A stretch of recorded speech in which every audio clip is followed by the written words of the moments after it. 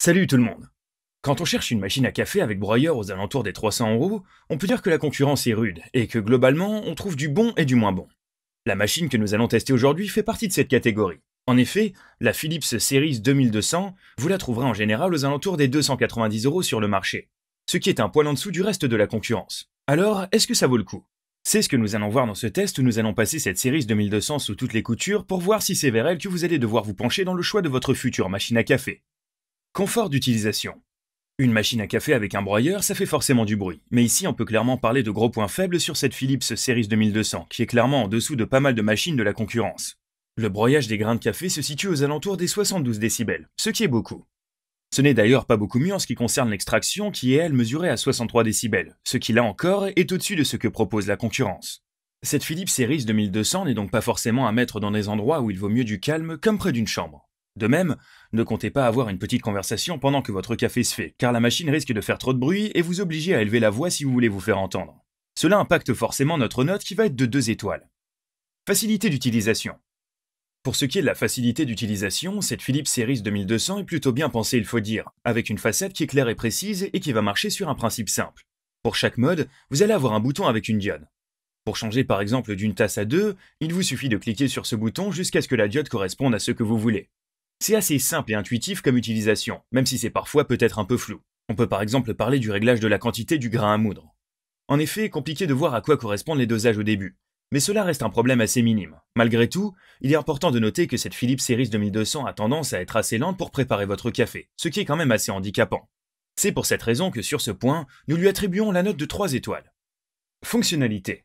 Pour ce qui est des fonctionnalités aussi, on est sur quelque chose de bien agréable au niveau de cette Philips Series 2200. En effet, on va retrouver tous les classiques du genre, à savoir les tasses simples ou doubles et le réglage de la force du café. On va aussi avoir une buse à vapeur que vous allez pouvoir utiliser pour faire de la mousse de lait en mettant au préalable du lait dans la tasse.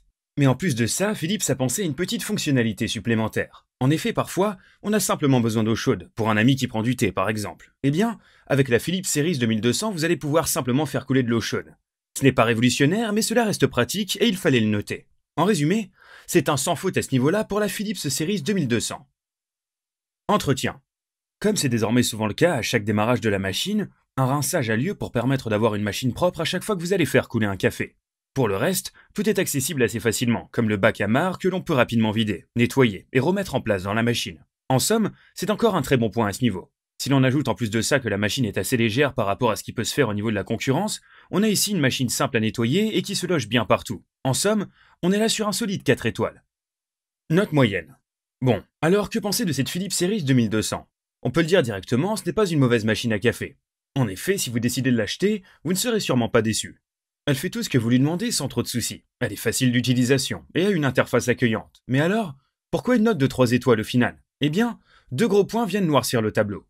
Le premier, c'est bien évidemment le bruit. En effet, celui-ci est très élevé par rapport à ce que propose la concurrence, et dans un usage quotidien, il pourrait même devenir inconfortable pour certains. Le deuxième point noir, c'est la lenteur de la machine. Non seulement c'est embêtant en tant que tel, mais en plus de cela, cela veut dire que le bruit qui est très élevé dure encore plus longtemps. Les notes, conditions d'utilisation 2 étoiles, facilité d'utilisation 3 étoiles, fonctionnalité 5 étoiles, entretien 4 étoiles. Les plus, une interface claire et agréable, facile à utiliser et à laver. Les moins, beaucoup trop bruyante, une machine assez lente. Voilà, c'est tout pour aujourd'hui. On espère que vous pourrez vous en faire une idée. En attendant, prenez soin de vous et on se retrouve pour la prochaine vidéo.